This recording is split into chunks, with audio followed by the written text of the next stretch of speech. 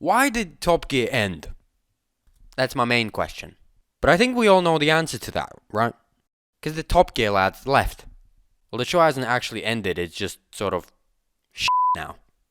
And I think I've covered in quite great detail on why it's crap in my other video, so I'm not going to go into that. But my other question is, so the show essentially died back in like 13? I don't know. Because they left. So my question is, why did they leave? Reaction then? Well, apparently they've shot him.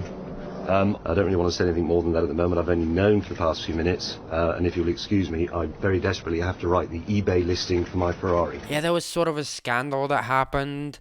There was a fight that broke out, and apparently Jeremy punched the producer in the mouth, which sounds quite a bit like Jeremy, and a great start to the TV show. But it can't really be just that, can it? I think there's more. So let's take a deeper dive into why did Jeremy Clarkson and the rest of Top Gear leave. Let's take a look. What do you understand about what actually happened? Not very much. I was blind drunk.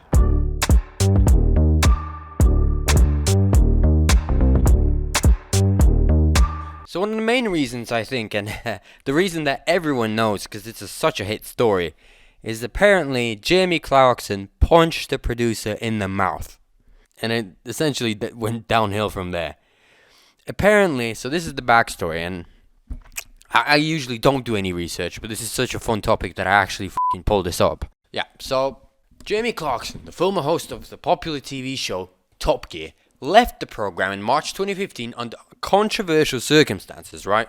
I mean, yeah, I think that's a pretty fair statement. Punching a guy in the mouth. That's a pretty controversial circumstance.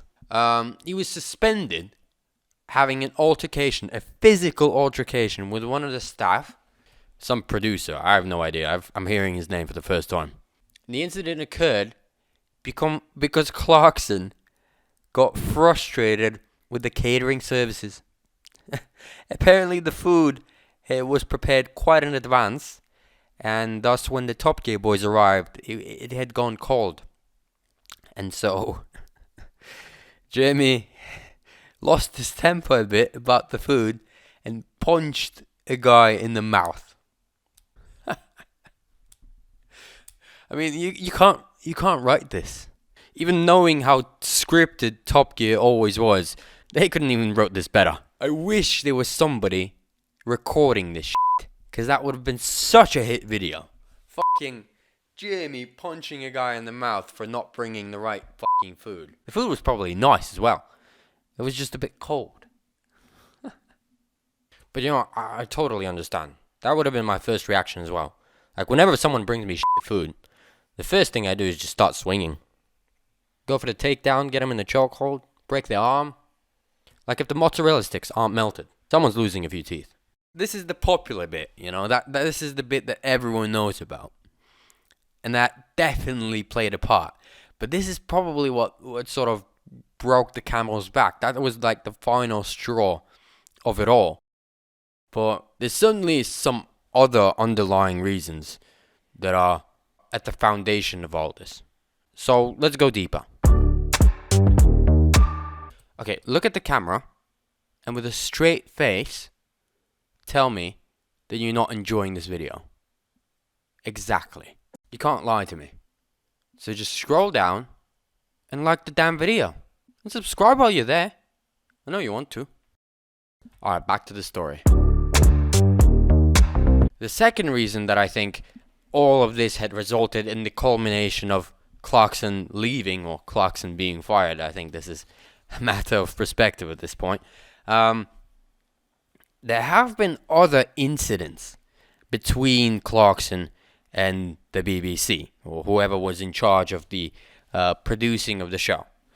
There's been a lot of controversy and issues with Jeremy and his loud mouth, going off and firing off during the Top Gear shoots, both at staff and people involved, but I think mostly about random topics that Jeremy found important to voice his opinion about, where whether he had a very strong opinion about a country or a car brand or a type of person that drives a London bus.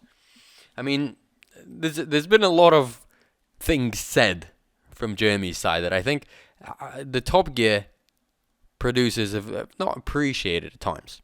I think there's been reported statements and in situations where there have been issues, like genuine issues between the Top Gear lads and then upper management. But you sort of expect it. I mean, you can't, with people like Jeremy, like a celebrity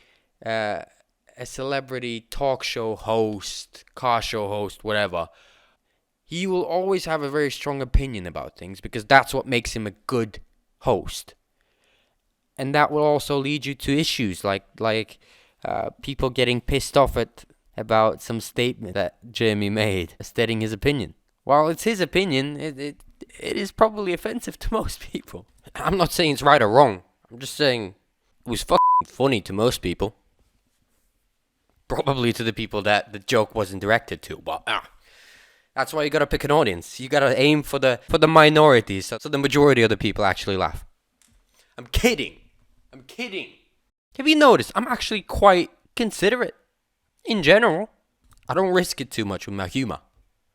I have too much to lose.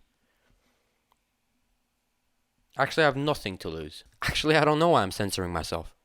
Yeah, screw it. You fuck. Alright, back to the story. And so, if he goes off talking, which he often does, and Top Gear allow that, they can get in some pretty muddy waters. So with Jeremy, it is difficult. You have to balance his amazing personality, and ability to be entertaining on screen, and also contain his personality so it doesn't backfire and completely lose your spot on air. I think that's pretty normal with artists. You sort of want to get the best qualities out of them, but that comes at a cost of them just going absolutely nuts. You know, I'm something of an artist myself. I think if I add all of the stuff that I've already cut out of this video, that alone will probably buy me a straight ticket to a mental hospital. Not gonna lie. It's pretty fucked up. But at least I'm funny. Right? And the third reason, and I think it sort of goes together with the second one, is the creative differences. There's been disputes between Jeremy and the producers on the show. Jeremy has sort of built up this TV show from the ground up. He's been there. He's been the main host, and I'm sure he's had a significant influence in what is aired on the show and how the show is produced, how the show is structured. I'm sure he plays a very big part in it. I mean, look at how he's aged. He hasn't particularly aged very well, so he must be carrying some of the burden. And so, in the latter stages of Top Gear, some things had gone out that Jeremy was not happy with the direction that the show was heading, and the other way around, where the Top Gear management were not happy about what the Top Gear hosts were doing with the show. I mean, there was an incident alone that I think the last special that they'd gone on, I don't remember where it was, but I think it was to Argentina. And by the end of the show, residents of whatever city they were in were so hostile towards the Top Gear crew that they had to finalize the show and quickly get the out of there. And so, as far as I understand, the trio got out, but then the crew sort of stayed because logistically it wasn't really planned out. But the locals were still fucking agitated. They didn't give a f***. They just wanted to beat someone up. Whether it's Jeremy himself or his Top Gear crew. I mean, once the blood starts boiling, you don't really fucking filter who is in front of you. Whether it's your enemy or a 2-year-old baby. I mean, if the object's large, you punch it. If the object's small, you kick it. I mean, that's the usual technique. Nothing crazy. I'm kidding. So, those guys were in big trouble and ended up having to be rescued as well. I think they were flown out in first class, though. That was pretty nice. But in any case, that's like an example of, I think, things being taken a little bit too far. Am I completely nuts for thinking this? But when I look back And I have this in mind. It does seem that Clarkson, to the end of the series, hasn't really happy about the TV show. He's like a bit grumpy the whole time. Maybe I'm just going loopy. And it is just the fact that he punched someone in the mouth. And that's what got him fired. I don't know. Maybe I'm reading into this too much. Maybe I've been making too many fucking videos about Top Gear. Fuck's sake. I'm having an artistic crisis over here. And you're over there laughing. I don't have any other fucking ideas. Give me other ideas to make videos on. Jesus Christ. Okay, let's round this up. So yeah, as I mentioned, obviously, yeah, he punched someone in the mouth, he got fired. That's it. And then the rest left, and then Top Gear completely died. Well, there's probably reasons why there was tension there among the crew, between Jeremy and the rest. There were reasons. And it's quite public that there were disputes, there were issues, both about the constant controversies that Jeremy landed Top Gear in and the BBC in, but also about the direction of the show. So I think it was a matter of time that something would have, if not that punch in the mouth and the the physical altercation with the producer, there was going to be something that would have led to the separation of at least Jeremy Clarkson from the show. And maybe thankfully that he was kicked out in such a flagrant manner that the rest, so James and Richard, followed him.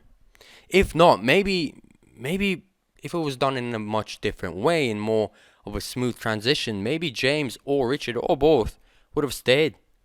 And then the trio would have been separated. Who knows? Maybe Top Gear would have stayed alive. Or from another perspective, maybe the Grand Tour wouldn't happen. And so Jeremy wouldn't be that good without Richard and James by his side. And vice versa, James and Richard wouldn't have been able to sustain the show. I mean, it's all hypothetical, but I mean, I'm glad it happened the way it happened.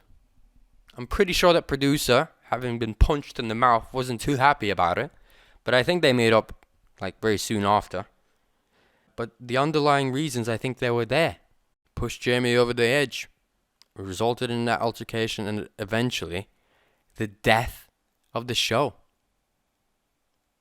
Quite sad.